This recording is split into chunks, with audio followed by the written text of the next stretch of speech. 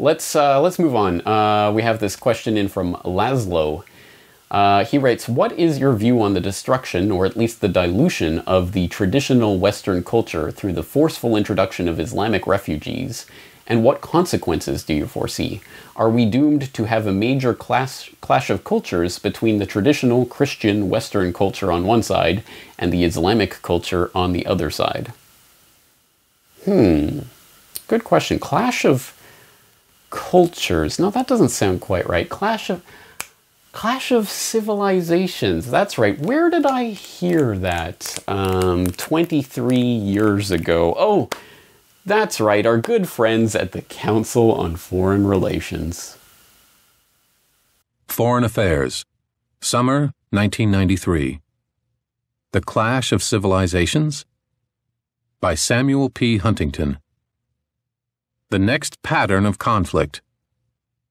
World politics is entering a new phase, and intellectuals have not hesitated to proliferate visions of what it will be. The end of history.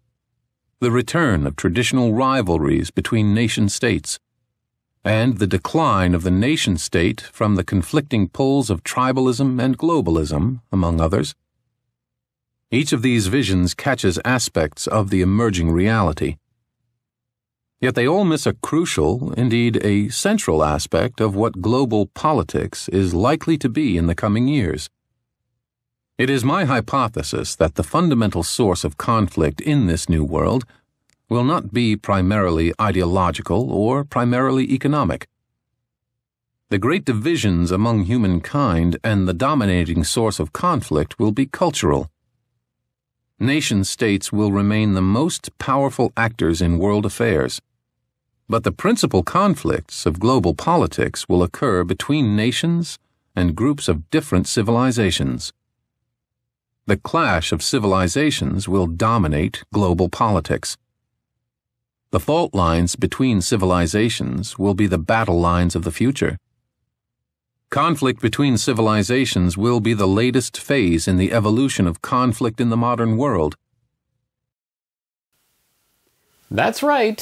Foreign Affairs, the journal of the Council on Foreign Relations, published Samuel P. Huntington's landmark essay in 1993, 23 years ago, The Clash of Civilizations, developed into a book in 1996, which became one of the key filters, key ways that foreign policy planners have been looking at the world in the post-Cold War era, well, for the last couple of decades. And yes, once again, the Council on Foreign Relations, and just to put it in perspective, who's Samuel P. Huntington? Not only was he an insider in the National Security Council in the Carter administration, but he made his name back in the 1960s, I think 68, writing, again, in Foreign Affairs for the CFR, with a wonderful strategy for isolating the Viet Cong in South Vietnam by getting the South Vietnamese rural population into the cities. And how do you drive them into the cities? Carpet bombing and defoliating the countryside. Oh, napalm. I love the smell of napalm in the morning, wrote Samuel P. Huntington in the 60s, and he became...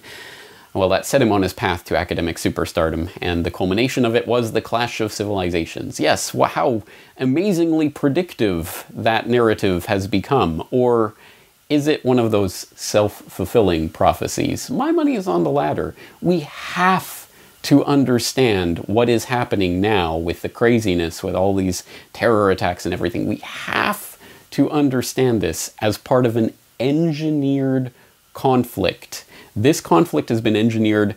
Really, you can look for at least a century of history, and you can look at the creation of radicalized Islamic groups, the fostering, the funding, the protection, the arming, the training of these groups. Not just the famous example or the infamous example that I'm sure we all know by now, that Osama bin Laden was the CIA's golden boy back in Afghanistan in the 80s when he was fighting those damn Ruskies. It's not just that. The history is much wider, broader, deeper than that. Go look at the origins of the Muslim Brotherhood. Go look at the creation of Hezbollah. Go look at the creation, of course, of Al-Qaeda, ISIS. Again, time and time and time again, the most radicalized elements are being supported, fostered, funded, taken care of, and we see a microcosm of that in the 28 pages which, you know, obviously has its own reservations, but still, that's the idea, that the US government highly in bed with these people who are funding radical terrorism. Again, the terrorists are really the ones in government. So, again, we have to understand that. And again, it's not even just the funding of the radical Muslim groups, it's also the destruction of any alternative. Look at Nasserism, and how that was Pan-Arabism, how that was ultimately undermined and destroyed and eradicated, because that is the real threat to the globalists, who of course want the radical Islamic side of this, that they can plop into that equation to make a clash of civilizations. Why make a clash of civilizations? It's a further rung up the ladder of centralization. It's not just, you know, principalities, it's not just nation states, now it's entire civilizations are warring with each other. The collective grows larger and larger with each iteration of this dialectic, until eventually you've got the big clash of, you know, whatever two major powers, however that's divided up into whatever kind of regional blocks. And either you have some sort of 1984-ish, you know, war with East Asia. We were never at war with East Asia, in which it's all just, you know, showing games to basically not placate the public, but keep the public in fear, or ultimately the unveiling of the one world government to save us from this, you know, this horrible clash that's taking place. Either way, that is the end goal of this clash of civilizations. So here's the news flash: all of these terror events and everything have to be seen as engineered products of that clash of civilization that has been engineered into place for a century or more. And until and unless we truly internalize that, then there is no way to win the rigged game. If you take sides in a rigged game, you're going to lose either way. Or the game is going to play out exactly the way the person who rigged it wants it to play out. And that's, of course, we know where the globalists want to take this. So the way not to play this game is not to give into the collectivism, the collectivization, the subsuming of your identity in some sort of civilization, like because you were born here or because you are this person, that you now subsume the entire, you know, you reflect the identity of an entire civilization, and that is reflected in you. That collective mindset is the basis of the clash of civilizations, and that's the reason they want to get you further ensconced in their system. The way to get out of that, again, bring it down to individuals, individualism, getting away from collectivism. And of course, people are going to come back when you start talking about that with the straw men about, oh, individual isolation, you know, everyone's an island. That doesn't work with modern society. That isn't what individualism means. It means that you do not, there is no utilitarian ethic that says the greater good. There is no subsuming of your identity, who you are as a human being. You specifically are not a civilization. You're not tied into a billion people because of where you were born or anything of that sort. And the quicker we free ourselves from those mental traps, the quicker we get out of the Clash of Civilizations game that they are setting up. It is a rigged game. You lose if you play.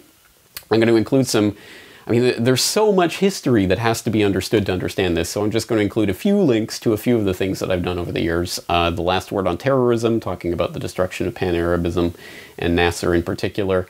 I did a Corbett Report radio episode on the Muslim Brotherhood and where they come from. And I'll throw in Know Your Terrorists, Ayman Al-Zawahiri from episode 258 to understand again how Al-Qaeda was created, fostered, funded, actively colluded with by the U.S. military intelligence, NATO military and intelligence apparatus. So that's a lot to get through and, you know, a lot to explore. But again, we are best served by knowing history.